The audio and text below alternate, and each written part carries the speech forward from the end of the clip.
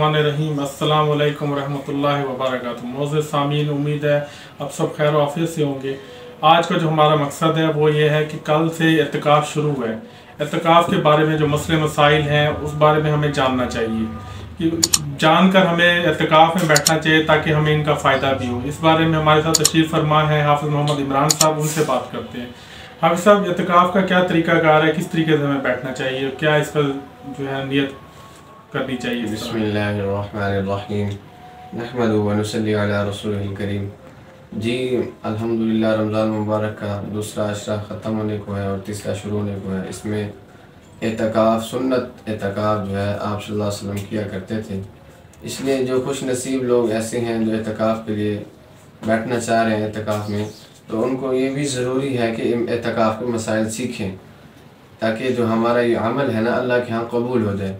एक अमल होता है बगैर सीखे करना, एक अमल अगर इंसान सीख कर करे तो वो उसको ज़्यादा फ़ायदा होता है, फिर वो अल्लाह के यहाँ कबूल भी होता है। इसलिए दीन का काम कोई भी करने से पहले हम उसके मसाइल सीख लिया करें। जैसे हम दुनिया का काम करने से पहले उससे सीखते हैं, इसी तरह दीन के काम करने से पहले भी हम उसके मसाइल, उसके अहकामात को सीखें। इस सिलसिले में आज हमारे साथ एक बयान है हज़रत मौलाना इलियास घुम्मन दामद बरकातुहू का, जिन्होंने तफसीली बयान मसाइल बताए हैं इत्तिकाफ़ के, तो मुतकीफ़ को जो है ज़रूर सुनना चाहिए। ये सुने, इंशाअल्लाह फ़ायदा होगा। सलातो वस्सलामु अला मन ला नबिय्य बअद। इत्तिकाफ़ के मुतालिक चंद एक मसाइल ज़हन नशीन फरमा लें। इत्तिकाफ़ सुन्नत वो है जो सिर्फ रमज़ान के आखिरी अशरा में किया जाता है। रमज़ान के सुन्नत इत्तिकाफ़ का वक़्त 20वां रोज़ा पूरा होने के दिन ग़ुरूब आफ़ताब से शुरू होता है और ईद का चाँद नज़र आने तक रहता है। मोतकिफ़ को चाहिए कि 20वें दिन ग़ुरूब आफ़ताब से पहले जिस मस्जिद में इत्तिकाफ़ करना उसमें दाखिल हो जाए। ये इत्तिकाफ़ सुन्नत मुअक्कदा अलल किफ़ाया है, यानी बड़े शहरों के महल्ले की किसी एक मस्जिद में और गांव देहात की पूरी बस्ती की किसी एक मस्जिद में एक आदमी भी इत्तिकाफ़ कर ले तो गांव में कोई शख्स गुनहगार नहीं होगा। जिस महल्ले या बस्ती में इत्तिकाफ़ किया गया है, इस महल्ले और बस्ती वालों की तरफ से सुन्नत अदा हो जाएगी, अगरचे इत्तिकाफ़ करने वाला उस बस्ती का ना हो, किसी और बस्ती का हो। आखिरी अशरे के चंद दिन का अगर इत्तिकाफ़ किया, मुकम्मल अशरा न किया, 10 दिन न किया, तो इत्तिकाफ़ नफल होगा, इत्तिकाफ़ सुन्नत नहीं होगा। औरतों को मसाजिद की बजाय घर में इत्तिकाफ़ करना चाहिए। इत्तिकाफ़ की नीयत ज़बान से करना ज़रूरी नहीं, दिल से कर लेना काफ़ी है। आदमी ख़ुद इत्तिकाफ़ न बैठे, पैसे देकर किसी को बिठा दे तो ये ठीक नहीं है। वैसे मोतकिफ़ को रोज़ा सहरी कराए, मोतकिफ़ को सहरी कराए, इफ्तारी कराए, इस पर सारी इफ्तारी का अजर मिलेगा। लेकिन किसी बंदे को पैसे देकर आप जगह पर इत्तिकाफ़ करवाएं, इत्तिकाफ़ बदल, ये ठीक नहीं है। मस्जिद में एक से ज़्यादा लोग इत्तिकाफ़ करें तो सबको मुकम्मल इत्तिकाफ़ का अजर मिलता है। इत्तिकाफ़ मसनून के सही होने के लिए चंद एक शराइत हैं। नंबर 1, इत्तिकाफ़ करने वाला मुसलमान हो। नंबर 2, आक़िल हो। नंबर 3, इत्तिकाफ़ की नीयत भी करे। नंबर 4, इत्तिकाफ़ मस्जिद में करे, औरत हो तो घर में करे। नंबर 5, जनाबत से पाक हो।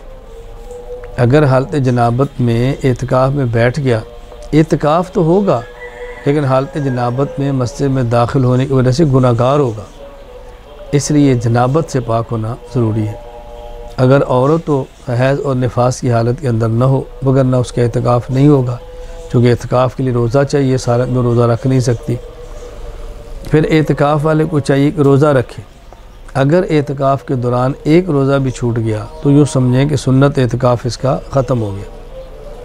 अगर किसी शख्स ने पहले 20 दिन न रोज़ा रखा न तरावी पढ़ी, सिर्फ़ आखिरी अशरा इत्तिकाफ़ करना चाहे तो ये शख्स भी कर सकता है। जिस शख्स के बदन से बू वगैरह आती हो उसको इत्तिकाफ़ नहीं करना चाहिए। अगर इतने कम दर्जे की खुशबू से ख़त्म हो सकती हो तो अलग बात है। ऐसे इत्तिकाफ़ में बैठकर मज़ीद मुतकीफ़ीन और नमाजियों के लिए अज़ियत का और तकलीफ़ का बायस न बने। इत्तिकाफ़ की हालत में चंद काम ऐसे हैं जो करने जायज़ है और बंदा कर सकता है। मोतकिफ़ का मस्जिद में खाना, मोतकिफ़ का मस्जिद में पीना जायज़ है। मोतकिफ़ का मस्जिद में सोना जायज़ है। ज़रूरत की बात करना जायज़ है। अपना निकाह इत्तिकाफ़ के दिनों में मस्जिद में जायज़ है। کسی اور کا نکاح ہو اور یہ نکاح خواہ ہو تب بھی جائز ہے، مسجد میں نکاح کی مجلس اس میں شرکت کرے تو بھی جائز ہے، معتکف کا اپنے کپڑوں کو بدلنا یہ بھی جائز ہے، معتکف کا خوشبو لگانا یہ جائز ہی نہیں بلکہ مستحب ہے، معتکف کا تیل لگانا یہ بھی جائز ہے، کنگھی کرنا یہ بھی جائز ہے، لیکن تیل اور کنگھی میں اس کا خیال کریں کہ بال نہ گرے، پھر ہی مناسب نہیں ہے۔ کپڑا ہو تیل لگا لیں، کنگھی کر لیں، اپنے بال سنبھال کے باہر رکھیں، اس کا بہت زیادہ خیال کریں۔ اگر کوئی ڈاکٹر ہے اعتکاف کے اندر ہے، کوئی مریض آتا ہے اس کو چیک کر لیتا ہے تو حرج نہیں ہے۔ یہ نہیں ہے کہ اپنا کلینک ہی اعتکاف کو بنا لے، اعتکاف بھی اور کلینک بھی چلتا رہے۔ ویسے کوئی مریض آ گیا ہے، کوئی مسجد کا ہے، کوئی نمازی ہے تو اس کو چیک کر کے نسخہ دے لے تو جائز ہے۔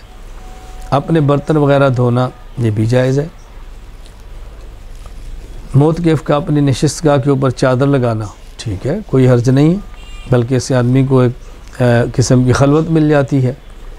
اپنی نشست بدلنا یہ بھی ٹھیک ہے، ایک جگہ پہ اعتکاف میں بیٹھا تھا، ضرورت کے تحت جگہ بدلنی پڑ گئی ہے، کوئی حرج نہیں، بس مسجد کی حدود کے اندر ہے۔ بقدر ضرورت بستر برتن سامان وغیرہ رکھنا یہ بھی ٹھیک ہے، کوئی حرج نہیں۔ معتکف کا تقاضے کے لیے مسجد سے باہر جانا ٹھیک ہے، اگر قریب جگہ نہ ہو دور ہو تو بھی ٹھیک ہے، لیکن قریب جگہ چھوڑ کر دور جانا یہ ٹھیک نہیں ہے۔ معتکف حاجت کے لیے باہر جاتا ہے، بیت الخلاء کے لیے لائن لگی ہے، اس کو وہاں انتظار کرنا پڑتا ہے تو جائز ہے۔ بہتر تو یہ ہے کہ انتظار مسجد میں کرے، لیکن اگر ایسی صورت بھی یہ مسجد میں ہے تو اس کا اور بندہ آئے گا تو اس کو تکلیف ہوگی تو وہاں بھی انتظار کر سکتا ہے۔ کچھ چیزیں ایسی ہیں جس سے معتکف کو بچنا چاہیے، بغیر ضرورت کے باتیں کرنا سے بچے، فحش باتیں کرنا باہر بھی جائز نہیں ہے، پھر روزے کی حالت میں اعتکاف کی حالت میں مسجد کے اندر بہت بڑا جرم ہے، بچنا چاہیے۔ ضرورت سے زائد مسجد میں سامان لانا یہ بھی مناسب نہیں، اور اگر اپنے ساتھ اعتکاف کرنے والے کم مالی حالت کے ہوں، اپنی بڑی حالت کے مطابق لانا، اس سے بھی ذرا احتیاط کرنی چاہیے۔ کوشش کریں کہ ان دنوں میں اس طرح چلیں کہ اونچ نیچ کا فرق کم ہو تو زیادہ مناسب ہے۔ مسجد کی بجلی گیس استعمال کرنا یہ بھی جائز ہے، حال برتا کوئی سگریٹ کا عادی ہو، حقے کا عادی ہو تو یہ اس کے لیے جائز نہیں ہے، اس سے بچنا چاہیے۔ حاجات طبیعہ کے لیے باہر نکلنا، غسل کی حاجت پیش آ گئی فوراً جائے، تقاضے کی حاجت ہے چلا جائے، اس کے لیے جائز ہے۔ اگر کوئی بات کرتا ہے چلتے چلتے ضرورت کی تو کوئی حرج نہیں ہے، لیکن بات کے لیے مسجد سے باہر یہ بالکل ٹھیک نہیں ہے، یا وضو کے لیے تھا اور بات کی وجہ سے باہر رکنا پڑا، یہ ٹھیک نہیں، یہ ممنوع ہے، ایسا نہیں کرنا چاہیے۔